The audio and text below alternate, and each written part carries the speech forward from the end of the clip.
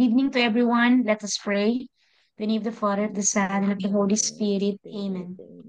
Heavenly Father, as we come together for this Bible study, we ask for your blessing and guidance. Please bless each member, those listening online, and any newcomers who may join us. Use this group mightily, Lord, to spread your word and your love. May your Holy Spirit be our guide as we study for your word. Help us understand and apply your teachings in our lives, growing in faith and love. May our Mother Mary teach us to receive your word, to bear your word, and to share your word to others. We thank you for this opportunity and offer this time to your glory. In Jesus' name, we pray. Amen. Amen. Good evening po sa lahat. Ah, ang magre-reading po sa atin ngayon ay si Sister Kite. It's your turn, sister. Thank you. The virtue of hope.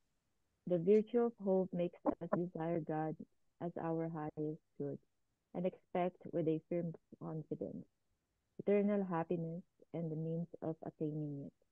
Because of the goodness and power of God. Number two, the object of our hope is God Himself, as He is our happiness. It is God eternal possessed by clear vision and undivided love. Jesus said that eternal life is the knowledge, the vision of God and of Him who He sent. Now this is eternal life, that they may know you, the only true God, and Jesus Christ, whom you have sent. John 17:3. Number 3. We cannot attain this object without the help of grace. Thus our hope is directed towards all the supernatural helps needed in order to avoid sin, overcome temptation, and acquire Christian virtue. This includes the temporal goods in the measure in which they are necessary or profitable to our perfection and salvation. Number 4. Hope contributes to our sanctification in three ways. A. It unites us to God. Hope unites us to God by detaching us from earthly goods.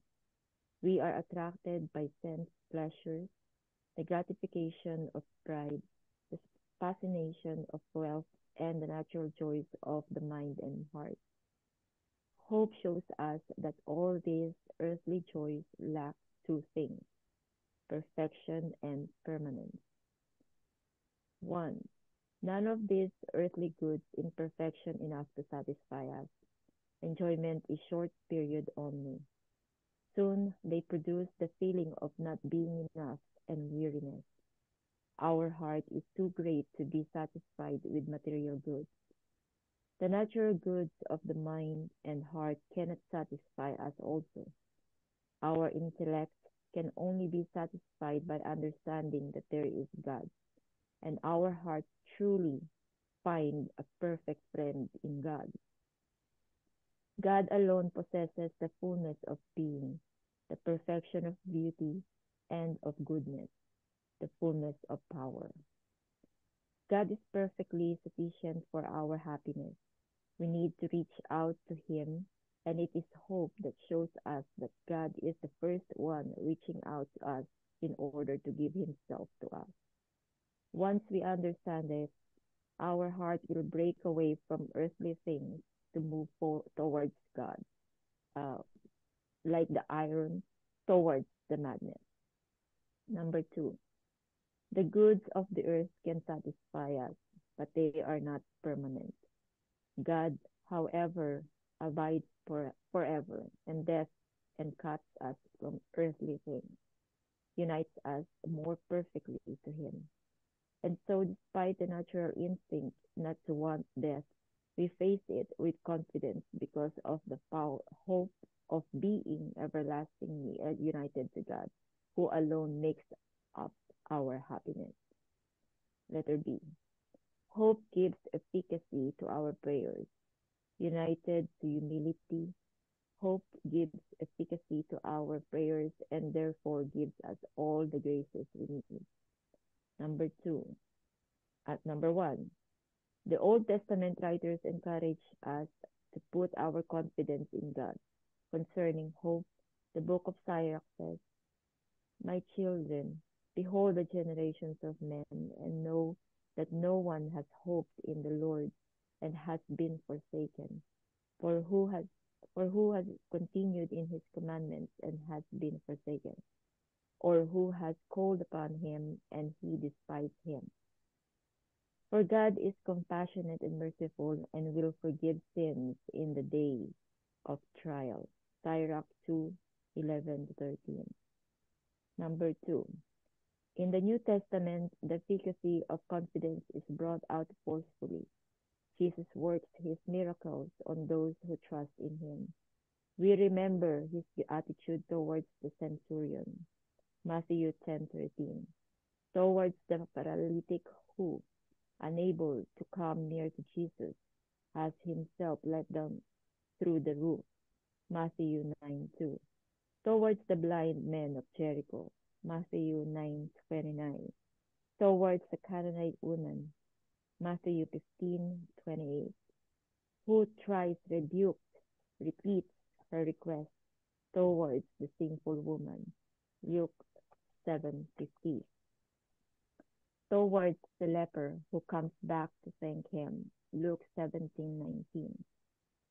We should have confidence because Jesus himself said that all that we shall ask the Father anything in his name will be granted. Amen, amen, I say to you. If you ask the Father anything in my name, he will give it to you. John 16:23. Here is our strength. When we pray in the name of Jesus, when we trust in his merit and satisfaction, his blood pleads more eloquently than do our own poor prayers. Number 3. Nothing so honors God as confidence. We must put our confidence in the help of God while we proclaim his power and his goodness. God, who does not let his generosity be surpassed, responds to our confidence by outpouring his graces. Progress in the practice of hope. To make our hope more solid, we need to think often on the basis of our hope, the power of God, his goodness, and the glorious promises he has made to us. We remember the word of St. Paul, "If God is for us, who can be against us?" Certainly not God, who did not even keep back his own son, but offered him for us all. He gave us his son. Will he not also freely give us all things? Who will accuse God's chosen people? God himself declares them not guilty. Who then will condemn them? Not Christ Jesus, who died, or rather, who was raised to life and is at the right side of God, pleading with him for us. Romans 8:31-34. Thus, on the part of God, our hope is absolutely sure. However, on our part, we have to ask the grace of God to be faithful to all the graces that he sends us. Number 2, we need to collaborate with God in the work of our sanctification, for we are partners working together for God. 1 Corinthians 3:9. God does not substitute his action for ours. He does not suppress our freedom and our activity, but he wants to make it more effective by supplying for our insufficiency by his grace. St. Paul says, "But by God's grace I am what I am, and the grace that he gave me was not without effect. On the contrary, I have worked harder than any of the other apostles, although it was not really my own doing, but God's grace working with me." 1 Corinthians 15:10. He also asked others to do what he did himself. In our work together with God, then we beg you who have received God's grace, not to let it be wasted. 2 Corinthians 6:1. Saint Paul advised his disciple Timothy to work as a good soldier of Christ Jesus. See Timothy 2 Timothy 2:3. Because he was to work not only for his sanctification but also that of others. Saint Peter also reminded the disciples to continue their good works. So then, my brothers, try even harder to make God's call and his choice of you a permanent experience. If you do so, you will never abandon your faith. In this way, you will be given the full right to enter the eternal kingdom of our Lord and Savior Jesus Christ. 2 Peter 2:10-11. In the work of our sanctification, all depends on God, even our cooperation to God's grace in his work in us. God never refuses us his grace, and all we have to do is to attend to our own personal efforts. God is always at work in you to make you willing and able to obey his own purpose. Philippians 2:13. Number 3.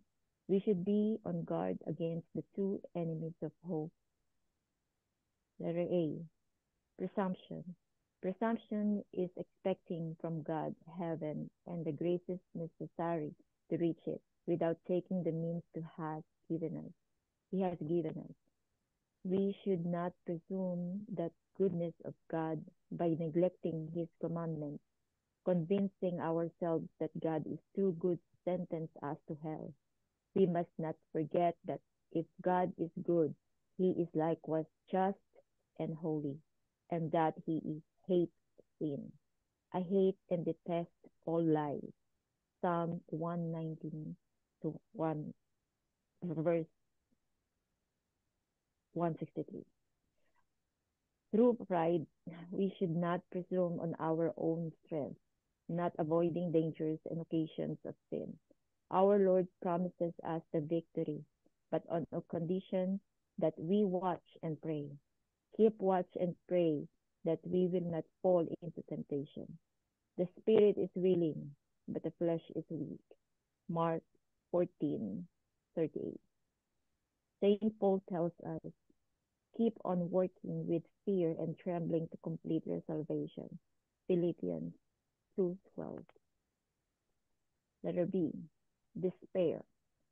There are others who are exposed to discouragement and at times to despair. They lose heart because of frequent temptations, and at times they are overcome by their struggle or tormented by guilt. They think they cannot change. They come to despair of their salvation. The solution is to follow the example of Saint Paul to confidently abandon himself to the grace of God. Thanks be to God who does this through our Lord Jesus Christ. Romans 7:25. We shall pray and we shall be delivered. We have complete victory through him who loved us.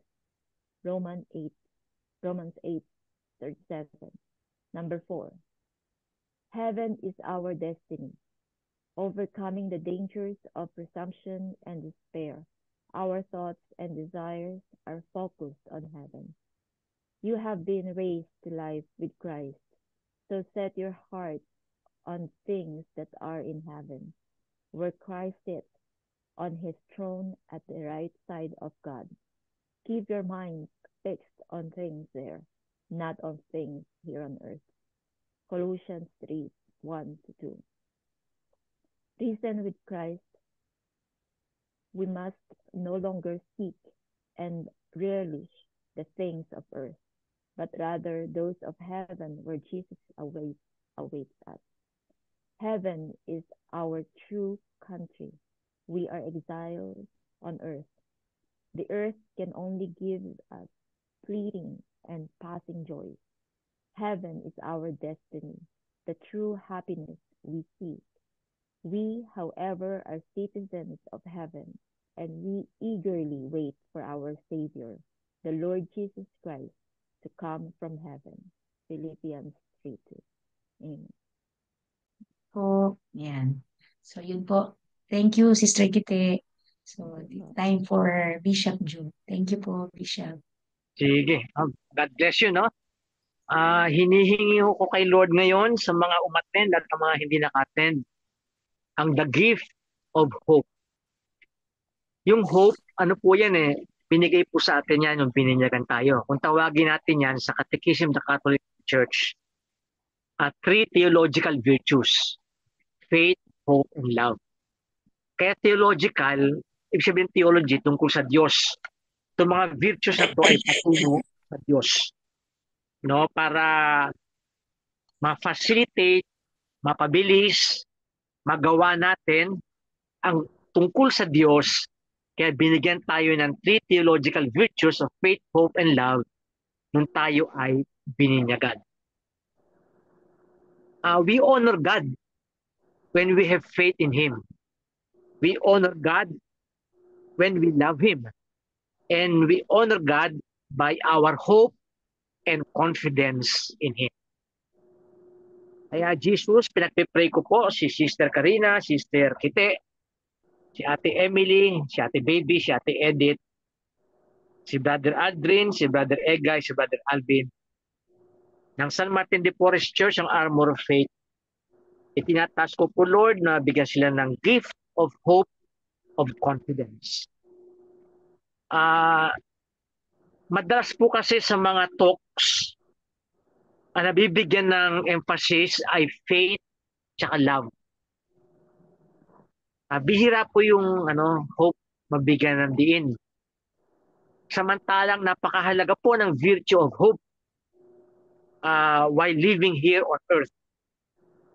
Ang laging ginagamit po ng example dyan ng Catechism of the Catholic Church ay parang may mag-asawa at tangan-tangan lang sa gitna yung kanilang anak. Sa unang tingin mo, ang akala mo, ang humihila sa anak nila ay yung mag-asawa, yung tatay at nanay, para bang hinihila yung anak. Pero sa totoo, ang anak ang humihila sa tatay at sa nanay. Yung paghila ng anak sa tatay at nanay ay yun po yung hope. Yung hope po ang hihila sa atin para magpatuloy po tayong masaya, may confidence sa paglalakbay natin patungo sa langit. No? Kaya napakahalaga po ng pag-asa. Mapansin natin itong May New Year, di ba? Pag May New Year, Lord, bigyan mo kayong pag-asa na sana sa darating na taon ay gumanda itong taon na ito. No? Ayun po sa secular world. Sa ating pananampalataya, Lord, sana maisabuhay ko ang kagustuhan mo. Na hindi enough yung kaligayahan na ibinibigay ng mundo. Kasi ang kaligayahan na binibigay ng mundo ay fleeting at passing. Temporary. Fleeting sabihin lumilipas. Hindi permanente. Kaya yung virtue of hope, nag-desire tayo. Ayan, Ate Emily, topic mo, desires and longing, no? Ang isa po, pinakamatinding desire natin at longing natin ay sa maraming talk ni Ate Emily, ang virtue of hope nakafocus sa heaven. Recently, ang aking mga reflection ay tungkol sa heaven. Kasi namatay si Father Jesse, no? May isang kinakausap ko si Father Jesse. Nauna ka na eh. Tulungan mo po kami naglalakbay dito. Naunang nag-i-enjoy na siya. Nag-i-enjoy na siya sa heaven. No, nami-miss natin siya, naramdaman natin na nag-suffer siya for about more than 2 weeks, no? Pero sinabi ni St. Paul, yung sufferings natin cannot be compared to the glory that will be revealed to us. At na-reveal na kay Father Jesse sa heaven. No? Kaya nga merong sinasabi sa Biblia na kakainggitan natin yung mga namatay kay Lord. Kasi nauna na sila eh. Na-enjoy nila. Ngayon, ang apoy ang nagpapaningas sa ganitong desire at longing ay ang virtue of hope. Kasi pag may virtue of hope, kayang-kaya nating talikdan. Yung isinare sa atin ni Sister Jessica ng mga strange gods, iba't ibang Diyos-Diyosan sa buhay natin. No? Power, money, pleasure, fame. Madaling talikdan. Kasi ang focus ng hope ay ang future glory na ating ma-receive kay Jesus. Pag pinag-uusapan ng hope, tatlong bagay po ang laging tinatalakay dyan. Yung the power of God. The power of God to do what He says. So, yun po una. Pag tinatalakay po ang power of hope, yung virtue of hope, ang binibigyang emphasis din yung power of God. So, kung tayo may desire, may longing for heaven, the power of God will make us reach heaven. Yung po yung pinaka-final goal natin, heaven eh. Kaya yung virtue of hope, ina-assure tayo. Kaya we pray for an increase of faith and love and hope. Kasi may power ang hope for us to reach heaven. Because the power of God does what He says. Yung second point, pag tinatalakay ang hope, ang virtue of hope, maliban sa power of God, ay the goodness of God. Yung goodness ng God po, ang magdadala sa atin sa langit. Mga iba pag naiisip na yung mga nagawa ng kasalanan, Lord, I cannot make it to heaven. Kasi yung aking kasalanan, aking kahinaan. But the goodness of God will pull you out from your weakness and sins to lead you to heaven. No? Ay yung po ang nagagawa ng goodness ng God. No? Lahat na po tayo may kahinaan, may kasalanan. Na nagkakaroon tayo ng despair, no? Ayun po yung yung enemies kasi ng hope, despair, tsaka presumption eh. Despair, Lord, so I cannot go to heaven because unworthy ako, makasalanan ako eh. Kasi sabi ni Lord, no, because of my goodness. You keep on hoping. Put your confidence in me and you will make it to heaven. O kung minsan naman, meron tayong presumption. Isang kaaway din ng hope yan eh. Mabait ang Diyos, hindi ako dadalhin sa impyerno. Hindi tayo magawa ng kabutihan. Sabi niya, because of my goodness, kaya mong gumawa ng kabutihan. Kapwa mo lalong-lalo na. No? At ang pinakamalapit nating kapwa, sabi ni Mother Teresa of Avila, no, Teresa of Calcutta, sinabi ni Saint Mother Teresa of Calcutta, ang pinakamalapit nating neighbor ay ang ating pamilya. Kaya naalala nyo ba sa Gospel ni Mark, chapter 5 yun ata yun, no? Nung pinaalis ni Jesus yung isang taong maraming demonyo, nung napaalis niya, yun nasa sementeryo, sumisigaw, gabi-gabi. At pintatalian siya, winawasak niya yung mga kadena. Nagsisigaw siya, hubad-hubad siya, puro sugat siya. Nagsisigaw siya dahil puro demonyo ang kanyang katawan, ang kanyang pagkatao. Nung dumating si Jesus, pinaalis ang demonyo sa buhay niya. Kaya sabi ng tao, Lord, susunod na ako sa iyo, kasama ako sa iyo. Ano sabi ni Jesus? Wag. Baka sumama sa akin. Umuwi ka sa pamilya mo. At sa pamilya mo, sabihin mo at iparanas mo kung gaano ka kinahabagan ng Diyos. So, ang pinaka kapwa nating napakalapit sa atin ay ang ating pamilya. Kaya doon po natin ipadama ang goodness ng God. So, ayun po yun, no? Ang una po, power of God, the goodness of God, at ika-third, the faithfulness of God to fulfill His promises. No? Marami po sa biblical verses diyan at tungkol sa faithfulness of God sa kanyang promises. Ang isa po na nakita ko ay Hebrews chapter 10 verse 23. Kung may Tagalog Bible po kayo diyan, pwede niyong basahin pagkatapos kong basahin sa English. No? So, ang Hebrews 10:23. Tungkol po to sa faithfulness of God to fulfill His promises. Nakalagay po rito.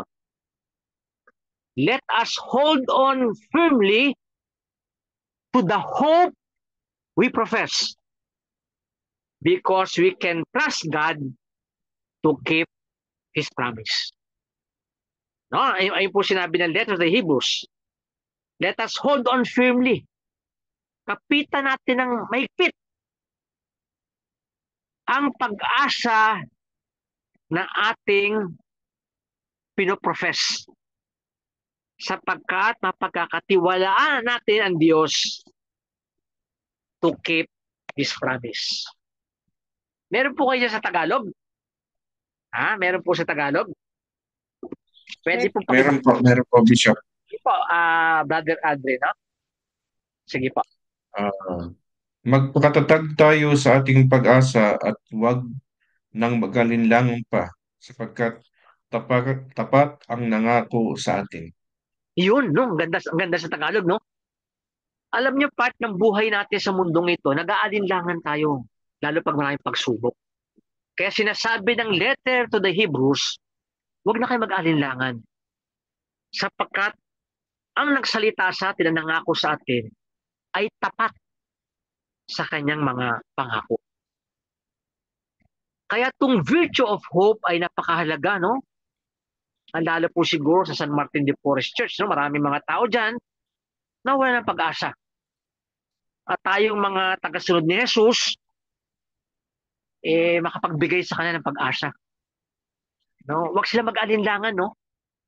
Kasi alam natin yung tatlong bagay sa hope. The power of God, the goodness of God, and the faithfulness of God to fulfill His promises. Kaya nga sinabi dito, dahil may pangako ang Panginoon sa atin, sabi ni St. Paul, we are like good soldiers of Jesus Christ. Alam mo yung good soldiers? Ang good soldiers sumusunod sa kanyang commander at sa kanyang leader. At siya'y lumalaban dahil sa kanyang commander. Ang commander natin si Jesus. No, magbigay tayo ng pag-asa sa ating kapwa, no? Kaya nga nakalagay sa Philippians 2:13. O Brother Aldrin, kung may Tagalog din uli dyan. Filipos 2:12-13.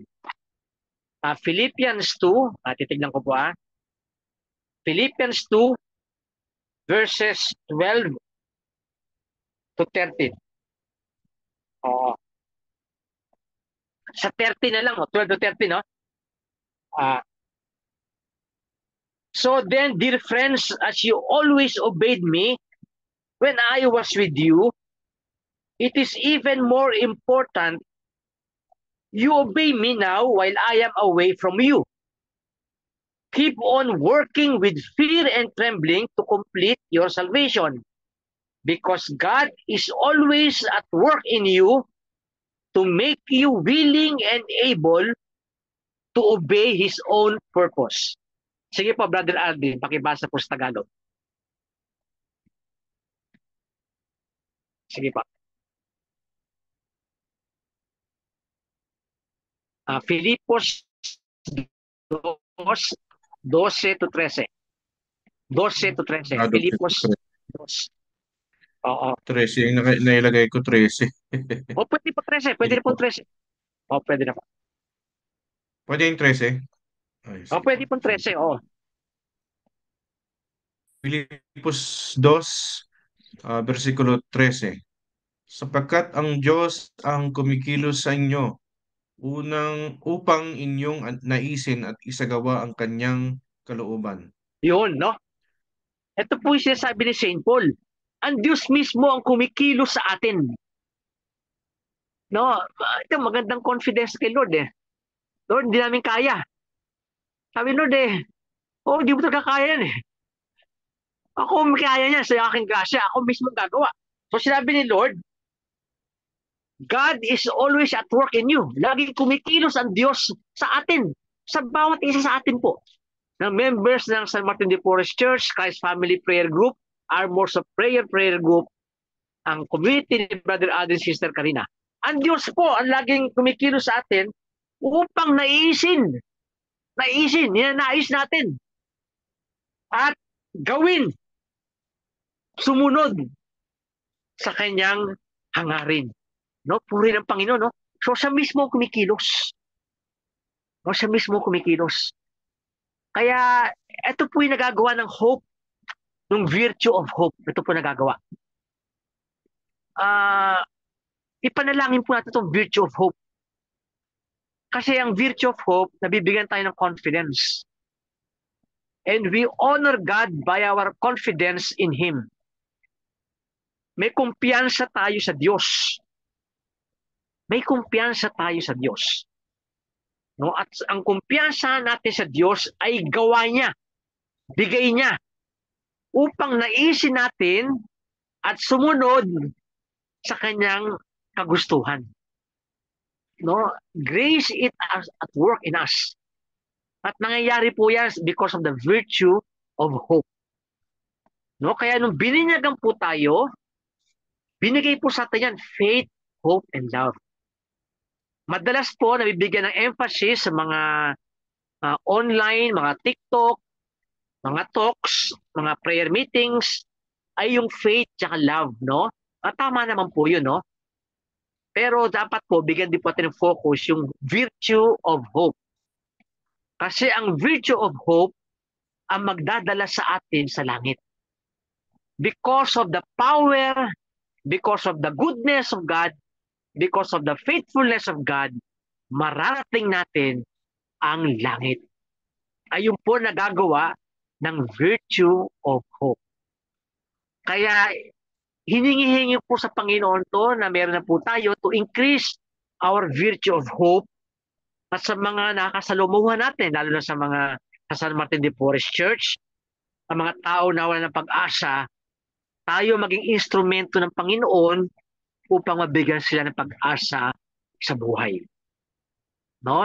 Malaking gift po yan sa kanila na mabigyan sila ng pag-asa sa buhay.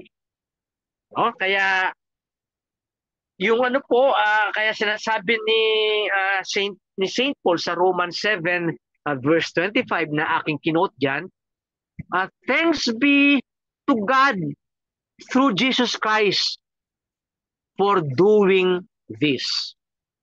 So nagpapasalamat si Saint Paul sa Diyos sa pamamagitan ni Kristo na nagagawa niya ang lahat ng bagay at na-overcome niya ang obstacle sa buhay at ang kanyang kahinaan at ang kanyang kasalanan at lahat ng pagsubok sa buhay dahil sa pag-asa na ibinigay ng Diyos sa pamagitan ni Kristo.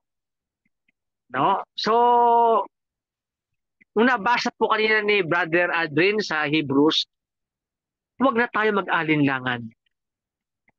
So kung may pag-aalinlangan tayo, isuko po natin ngayon kay Lord sa ating prayer session ngayon. Lord, sa prayer natin, sa mga pagkakataon nag-aalinlangan ako, naintindihan ni Lord yan.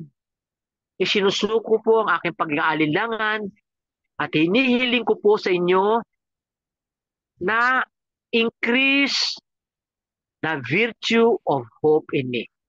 Magkaroon ako ng kumpiyansa, ng confidence sa iyong power, sa iyong goodness, sa iyong faithfulness. O, yung tatlong yun. No? Power of God, the goodness of God, the faithfulness of God. Ayun po ang prayer natin, no? Para sa ating sarili, sa ating mga mahal sa buhay na pinakamalapit nating kapwa, at sa mga nakakasalumuhan natin sa trabaho, kapitbahay, sa San Martin de Porres Church. No? Kaya hanggang doon po muna. Kung merong gusto mag-share, mag-share. O kung may tanong, magtanong po. Tapos, tutuloy po ulit ako kung ano, Bishop, pagkatapos niyo po. Sige po. Bishop, excuse me. Opo. Bali kasi, maganda rin kasi yung ano, yung kasunod ng ano, Pilipos 2:13, yung 2:14 at saka yung 2:15. O sige po, Napakaganda po pakibasa po. ng kasunod ng ano. Pwede ko lang Pakibasa. ano, i-share ko lang. O sige po, pakibasa po. Magandang Ah, word talaga eh. yung 14, bali, gawin ninyo ang lahat ng bagay nang walang reklamo at pagtatalo. Tapos ang 15, upang kayo'y maging mga ulirang anak ng Diyos, matuwid at walang kapintasan sa gitna ng sanlibutang baluktot at masama. Sa gayon, magsisilbi kayong mga ilaw sa kanila tulad ng mga bituing nagniningning sa kalangitan. Oo, ang ganda, no? Puri ng Maganda, Panginoon. no? Talaga yung word of God, no? Para tayong bituin na nagniningning. Kasi tuloy, totoo po yan, Brother Adrian, at mga kasama ko po sa Bible sharing ito. Maraming tao po nandidiliman ka ng buhay, yung kaisipan. Kaya kung ano naman pinagagawa sa buhay. Tayo pong tagasunod ni Jesus ay nagiging bituin na nagniningning sa kadiliman. No? Kaya siguro susundan ko po yun, no? Ang nagiging problema po tayo, minsan pag meron tayong community, no?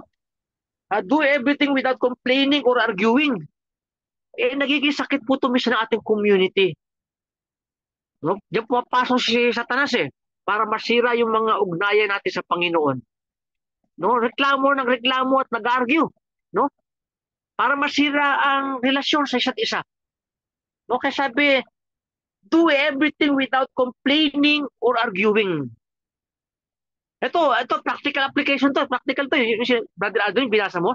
Practical application to sa ating community. No?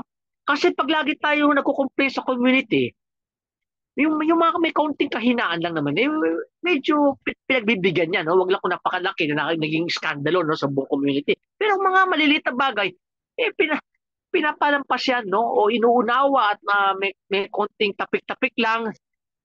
No? Hindi po ginagamit ng malaking focus doon para masira ang ugnayan sa isa't isa. No? Para ma-down natin ang ating kapwa. No? So, do everything without complaining or arguing, so that you may be innocent and pure as God's perfect children. Ang gusto ni Lord, maging perfect children niya tayo. Kasi naman tayo lahat anak ng Diyos pero yun lang, mga iba hindi perfect Masyadong maraming, kumbaga sa marami dapat ayusin si Lord, no, sa mga ugali natin. Pero ang gusto ni Lord, maging perfect children tayo. No? Na kawangis niya, no? Who live in a world of corrupt and sinful people. Paligid po natin yan, hindi pa maiwasan yan No? Napapaligiran po tayo niya, no? You must shine among them like stars lighting up the sky. You must shine. Huwag ka makibagay, huwag ka makisama. Na maging kakampi mo na sila. No, they are in the darkness. Magliliwanag ka. Of course, may persecute tayo dyan. Ikaw, bait-baitan ka dyan, ha? Alam namin, dati, hindi ka ganyan, puri ng Panginoon, dati, hindi ako ganyan. Ngayon, ganito na ako dahil kay Lord. Part ng ano po yan, persecution ng tao. Pero pinapakita natin sa ating mga ugali na binago tayo ni Jesus at mangyayari din sa inyo yan. Pag ibinigay nyo ang inyong buhay kay Jesus. No? At dito sa practical application na binanggit sa atin na pinala ni Brother Aldrin, hindi lang po individual kundi community na. No? Ingatan ng community na habang kumikilos ang community ay walang puro complain tsaka pagkatalo. No, individual, inaayos tayo ni Lord. Community, inaayos din ni Lord para huwag tayo masira. Kaya sinasabi ni Lord, para huwag masira ang community, Iwasan ang complain ng complain at saka argue ng argue. Simple lang yan eh. Ito sa mga experience namin, no? Bakit ang assignment ko tagapunas ng mga kneelers tsaka ng pews, mga salamin sa simbahan. Yung iba maganda trabaho ako, puro ito trabaho ko. Bibigyan mo ng talk yan. Lahat yun nakakapuri sa Panginoon. No, yung mga bakit ako taga-hugas ng plato pag nagkakaroon ng happening o ano, marami.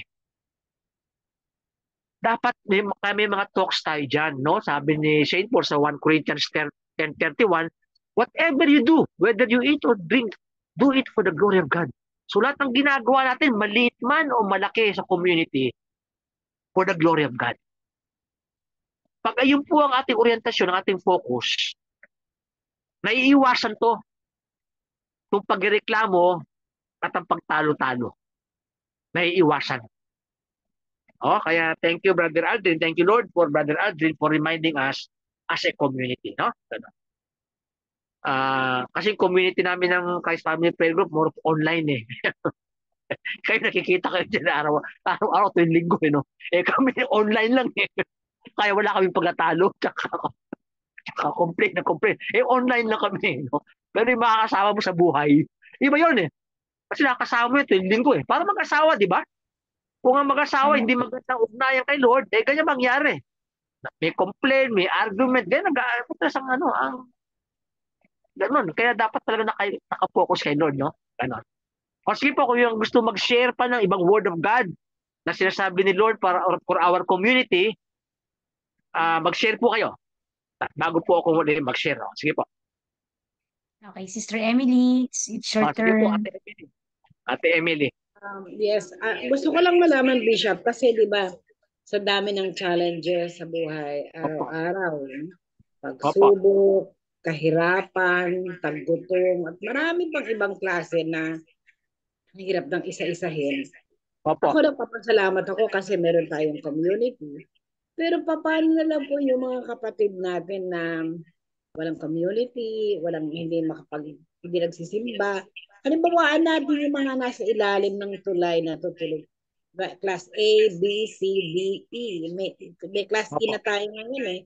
Yun na siguro yung poor to the poorest to the poor na yata. So, hindi ho natin maiwasan na sila ay completely mawala ng pag-asa. Lalo na kung hindi nila kilala ang Panginoon. Minsan nagko-commit ng suicide, kung ano-ano. Paano ho maaayos yun? Opo, no, unang-una po yung ating responsibility, yung malapit muna sa atin, pamilya. Pangalawa, maaaring kasamahan mo sa workplace o sa San Martin, community mo sa San Martin. Ang pangatlo, yung halimbawa sa E, paano ko siya mabigyan ng pag-asa? Ito, personal na na apostolate ko. Pag ako naglalakad ngayon, kasi nag-exercise ako ng doktor ngayon eh, dahil nga sa puso ko. Natutuwa yung mga nanlilimos. Dinadaanan ko sila, mga 5 sila. Tigte 20 pesos binibigyan ko sila. No? Hinihintay nila ako eh. No, nagkakaroon sila pag-asa, kahit na napakaunti pag-asa, na may kapwa pa rin tumutulong sa kanila. O minsan naman, meron akong biskwit. Binibigyan ko sila ng biskwit. Ang dami kong biskwit eh. Naipon ko. Nung during pandemic, dami ko naipon eh. Dahil baka magkagutom, di ba? Dami ko inipon eh. Ngayon, bawal sa akin dahil diabetic ako eh. Ang ginawa ko, sa dami kong biskwit na nibigay ko sa kanila, unti-unti. No? So, yung mga tapos, pag ginagawa ko yun, may mga ibang tao na dumadaan doon na encourage din. Binibigyan sila kahit na 5 piso. No, so sa maliit na paraan lang, no? Kasi hindi ko unang-una, wala man akong kakayahan para tulungan talaga sila, no? Pero sa maliit na bagay, nakapagbigay ng pag-asa. Tapos, pagkapasalamat silang thank you, sinasabi ko, God bless, tawag tayo sa Diyos, tulungan niya tayo. Ayun lang sinasabi ko. No, God bless, at pinagdadasal ko sila. Lord, tulungan mo sila, yung maiahaw ng kanilang buhay. Kasi nandilimos kasama pa yung anak nila eh. No? Kaya Ayun po, isang paraan, Ate Emily, no, kung tinatawag kayo sa ganung ano. Pero sa akin, ayun po ang tawag sa akin dahil naglalakad ako lagi, no? Maaaring sa inyo, ibang paraan, through advice. Marami kayong kaibigan na walang pag-asa eh. Lalo yung mga may sakit na, yung mga walang kakalingan. Sa inyong talks, sa inyong prayer, magkakaroon ng pag-asa yan. Anong pag-asa niyan? Ang pag-asa niya, may aalay niya kanyang sakit sa Panginoon. At yung kanyang suffering ay redemptive suffering. Minsan talakayin po natin yan, redemptive suffering. At they look forward to heaven. No, halimbawa si Father Jesse, di ba na-share ko sa inyo sa sermon ko, ang huling text ko sa inyo, yung isang madre na viral, namatay yung madre niya may cancer. Magiging second saint siya ng Argentina. Namatay siya, nakangiti siya. Nakangiti. Bakit siya nakangiti? Oo, kasi bakit? Sabi niya, I will see Jesus na minahal ako at minahal ko habang ako nabubuhay. Bata siya, namatay siya. Ang dami niya na-encourage sa mga may sakit na wala ng kagalingan. O yung mga may dementia na bago sila ka-dementia. Meron akong kakilala, gano'n, nag-humingi ng prayers everyday. Pinag-pray ko siya everyday sa misa. Kinakatakot niya Alzheimer. Kasi sabi ng doktor, talaga magkaka-Alzheimer ka. Iniinom siya para ma-delay. Pero eventually, magkaka-Alzheimer siya. Yun ang kinakatakutan niya. Sabi ko, hindi, i-offer mo kay Lord lahat yan. Hindi ka matakot kahit magka-Alzheimer ka. Kasi sabi ko, at the end of your Alzheimer disease, mamamatay ka at pupuntahan mo si Jesus. At ang Alzheimer, sinabi ko, ang record niya natutulog lang pag namatay. No? So, nabibigyan siya ng pag-asa. Yung kanyang kinakatakutan ay nawawala. Dahil nabigyan mo ng pag-asa sa may sakit na alam niya darating yung kanyang Alzheimer disease, pero nabigyan mo siya ng pag-asa na kasama mo si Jesus through redemptive suffering. And when you die, parang yung madre, pinapakita ko lagi yun, no? Masaya siya kasi makikita na niya si Jesus. Tapos sinabi ni St. Paul, our sufferings in this world cannot be compared to the glory that will be revealed to us in heaven. Nagkaroon siya ng hope. No? So yung hope ang pinaka po sa buhay natin, hope. Halimbawa, Ate Emil, tayo may masakit tayo, no? Tumasakit natin hindi na reversible. Unless otherwise magka-miracle, no, si Lord, no? Pero itong aking sakit, laking pag-gising ko, sakit ng buong spine ko Kasi na-damage ang buong spine ko. Ngayon, may sakit ako sa puso. May bara yung puso ko. Kung walang miracle, irreversible to. Ngayon, anong gagawin ko? Iaalay ko kay Lord to, redemptive suffering. Nagiging grace sa akin for my purification, for the atonement of my past sins. At ino-offer ko sa mga taong may sakit. And then when I die, I will see Jesus. Nung parang kay Father Jesse, yun ang binigay ko sa kanya last ko sa kanya text. Tapos nag-signal siya ng yes. Ready na siya tanggapin. Kasi hindi na siya makahinga Kahit yung pangalawang tubo niya, di ba tinanggal yung unang tubo niya, tapos ibinalik. Nag-text sa akin, I need more prayers. Kasi yung life ko nag-dwindle. Like shifting sands. Yun ang ginamit niyang word Alam niyo parang buhangin na unti-unti sabi niya, ayun yung buhay ko ngayon. Tinext ko sa kanya una prayer to the Holy Spirit. The Holy Spirit is the breath of life. So tinext ko sa kanya, breath of life, breathe in me para matulungan siya sa paghinga niya. Tapos yung last na text ko sa kanya, yung madre nakangiti na. Kasi kaya siya, sabi niya, nagganon siya, he will see Jesus forever. No? Kaya dalawang best friends ko namatay na, no? Isa si Joffer, nasa States, namatay siya 2 years ago. Ngayon si Father Jesse, no? 4 po kami. Kaya biruan namin sino mauna sa atin, dalawa. Yes, sandali po. Yes.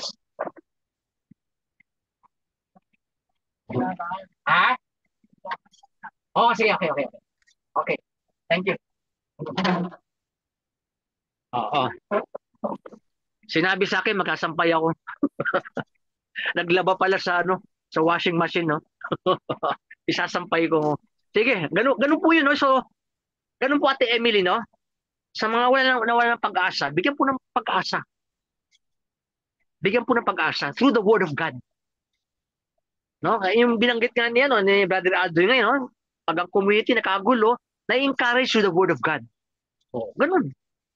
Sa mga namamatay, sa mga may sakit, ganun. Irreversible, pero maganda sinabi ng Word of God, ang patutunguhan natin heaven. Kaya 2 points pa, because of the power of God, the goodness of God, the faithfulness of God, nagiging clear ang ating vision.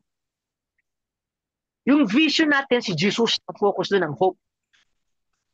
Dahil may nakafocus tayo kay Jesus, ang love natin nagiging undivided. O, dalawa po, no? Because of the virtue of hope, tumitindi ang focus natin sa buhay. At ang focus natin ay si Jesus. Pangalawa, dahil nakafocus tayo kay Jesus, ang love natin nagiging undivided. Hindi hati-hati ang ating pag-ibig. No, hindi hati, kundi talagang kay Jesus. Lahat ng ginagawa natin para kay Jesus. No, ito po nagagawa ng virtue of hope. No, 3 points, the power of God, the goodness of God, the faithfulness of God. Para ang focus natin ay kay Jesus at magkaroon tayong undivided love and we shall attain heaven. Katulad ni Sister Cecilia sa Argentina, mamamatay tayo nakangiti because we will see Jesus in heaven forever. Ayun po yung virtue of hope. So, purihin ang Panginoon. Kung meron bang gusto mag-share, doon ko po winawakasan ang aking sharing. Our focus is Jesus, our undivided love, and because of the virtue of hope, we shall see Jesus in heaven. Ayun po. Yan. Good evening po. Bali yun po. Meron pong, thank you po Bishop. Bali meron pong yung Saint Martin chat na sabi niya po, ang The Beatitudes ay punong-puno ng mga pangako ng pag-asa.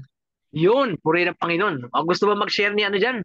Ni Bishop Lito, kahit na 3 minutes, 5 minutes, tungkol sa pangako ng Beatitudes, no? Blessed are the poor in spirit, for they shall have the kingdom of God. Blessed are those who mourn, for they shall be comforted. Blessed are the peacemakers, they shall be called children of God. Blessed are the merciful, for they shall receive mercy. Blessed are the pure in heart, they will see God. Blessed are those who suffer for righteousness' sake. The kingdom of God is theirs. And blessed are those who hunger and thirst for righteousness. God will satisfy them. No? Ito po yung Beatitudes, no? Ito yung pag-asa na ating makakamtan dahil kay Jesus. Sige po, mayroon po yung gusto i-share, Bishop Lito. Kahit na 3 Good evening po, minutes. Bishop Lito.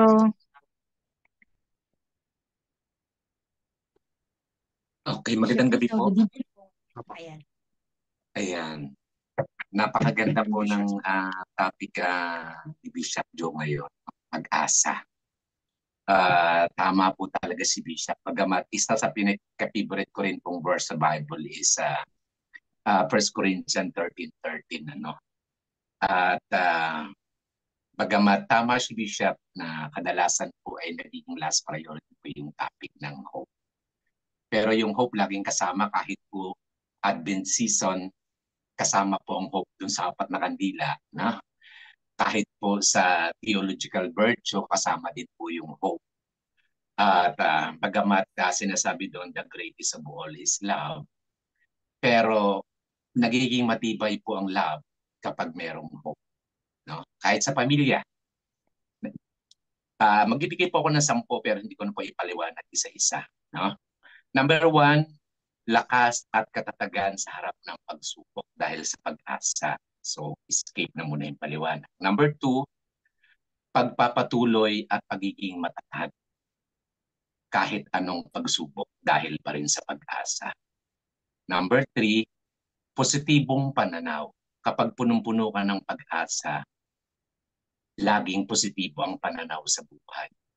Kahit sa tingin mo hindi magandang nangyayari sa kapaligiran. Number 4, ito po ay nagkakaroon tayo ng motibasyon at inspirasyon dahil pa rin sa pag-asa. Number 5, maging ang ating emotional ay nagkakaroon ng kaginhawaan Nagkakaroon ng kaginhawaan ng dahil sa pag-asa. Number 6, pagpapalakas ng pananampalataya. Dahil sa pag-asa, dahil sa narinig na natin kanina, pagkapalakas ng pananampalataya dahil alam natin tapat ang nangako. Kapag sumulat ka po ng letrang tapat, kahit magbalik-balik na rin yung pong letrang yon, tapat pa rin ang pagbasa mo. Number 7, pagiging mapagbigay at mawain. Kagaya ni Bishop Joe, na simpleng maliit na halaga o kaparasang biscuit. Nagkakaroon ng pag-asa yung tumanggap at yung nagbibigay, nagkakaroon ng pag-asa. Dahil umaasa yung tatanggap at ikay nagbibigay dahil umaasa ka na binibigyan ka lagi ng Panginoon. Number 8, pagpapatibay ng mga relasyon. Alam niyo po, nagiging matatag ang pamilya kapag laging sinasabi ng tatay o ng nanay sa mga anak, huwag mawala ng pag-asa, makakaraos din tayo. No? Pagkapatibay ng relasyon ng dahil sa pag-asa. Number 9, pagkakaroon ng layunin at direksyon. Nagkakaroon po ng direksyon at layunin ng buhay po natin kapag may pag-asa. Kapag nawala po ang pag-asa, wala na pong direksyon ng buhay. Kapag umaasa po tayo na may langit at totoong may nakalaan ang Diyos sa atin, tiyak nakapokus po tayo sa ating layunin at direksyon. Ang pananampalataya at ang paglilingkod kung wala pong direksyon at walang layunin, nagiging dull moment, no? Nagiging empty. Panghuli, number 10, pagbubuo ng masayang buhay. Kahit sa tingin natin, salat, sa material o anumang bagay, kapag punong-puno po tayo ng pag-asa, nagiging masaya ang buhay. Katulad po ng invitation to be joy. Mapalad. Kapag hindi po malalim ang ating pagkakilala sa Diyos, sasabihin, ano ba namang klase itong turo ni Christ na beatitude? Mapalad bang nahahapis? Mapapalad bang nagugutom? Yun po ay paanyaya na maging magalak tayo sa anumang sitwasyon dahil nariyan ang Diyos. No? So, isa po sa haligi ng ating doktrina, pananampalataya ay ang the beatitude. No? Kapag hindi niyo po naunawaan, paano maging mapapalad ang api na hapis at nagugutom? That is invitation to be joyful whatever happened. Thank you and God bless you.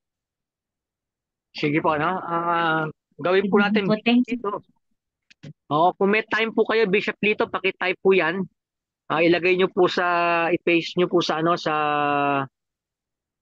Christ Family Prayer Group, sa Armor of Faith, saka sa Facebook, no? Yung 10 bagay na sinabi nyo po ngayon, no? Kahit na wala pong paliwanag, at least mabanggit nyo po yung 10, no? Para makatulong po sa ating kapwa. Ayan, isang paraan pagtulong po sa kapwa yan, no? Para mabigyan sila ng pag-asa. Okay, maraming salamat po. Sige po. Sige. Good evening po sa lahat. Yun, thank you po, Bishop Lito. Salamat po.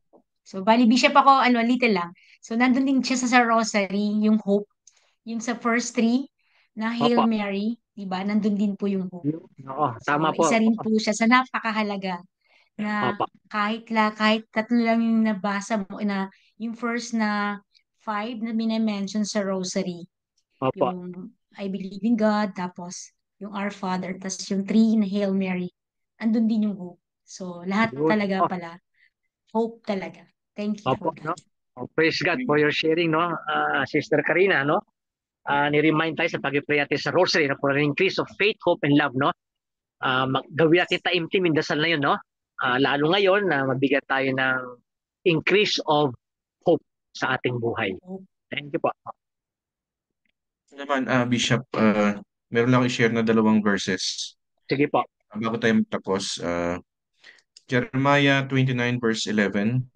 Oo. Sabi po dito, "For I know the plans I have for you, declares the Lord, plans to prosper you and not to harm you, plans to give you hope and a future." And then yung Matthew 19 verse 26, "But Jesus looked at them and said, with man this is impossible, but with God all things are possible." So Ayos. yan po yung hope talaga. So, hope Tama talaga. po, no? Remind po tayo ng Jeremiah 29, no? hope for the good future because God has a plan for you. At kung sa tingin naman natin ay parang hindi mangyayari, sinabi ng salita ng Diyos sa Matthew, all things are possible. Yes, amen. Praise Jesus. Thank you, Lord, for this sharing. No? Thank you, Lord. Thank you, God. Talagang Praise Jesus. Thank you. sobrang nalinawan po ko so thank you very much po, Bishop. Sobrang thank you. There's always hope. Yan, hope po. Praise Thank Jesus. Thank you. Thank you, Okay. everyone. So, Sige. closing na po tayo. So, Sige po. Bishop, kayo na po, Bishop. Sorry po. Okay lang po ba? Sige po. Okay po, sige po. No? Panginoon, maraming salamat po sa gabing ito at kami tinipon mo sa iyong ngalan. Kami po ay patuloy na nagbabahaginan at pinoproclaim ang iyong pag-ibig sa amin. Maraming salamat po, Panginoon. Ang sa aming mga pangangailangan, material at spiritual, emotional, psychological, lahat po yan, Panginoon. Ngayon pong gabi ay pinaalala mo sa amin ang virtue of hope. Ang aming pag-asa ay lagi na sa iyo. The Lord be with you and with your spirit. May Almighty God bless you with every blessing of heaven and earth in the name of the Father and of the Son and of the Holy Spirit. Thank you. Praise Jesus. God bless po. Thank you, God. Praise Thank you. God. Thank you. Praise Jesus. God. Thank you, Bishop Lito. Thank Thank you, you. everyone. God Bishop. bless. God Thank bless you, po. Sister Bishop. Kite. Bishop Joe, Bishop Lito. Sir Jess. Thank you. God bless Sir po. Emily, sa lahat.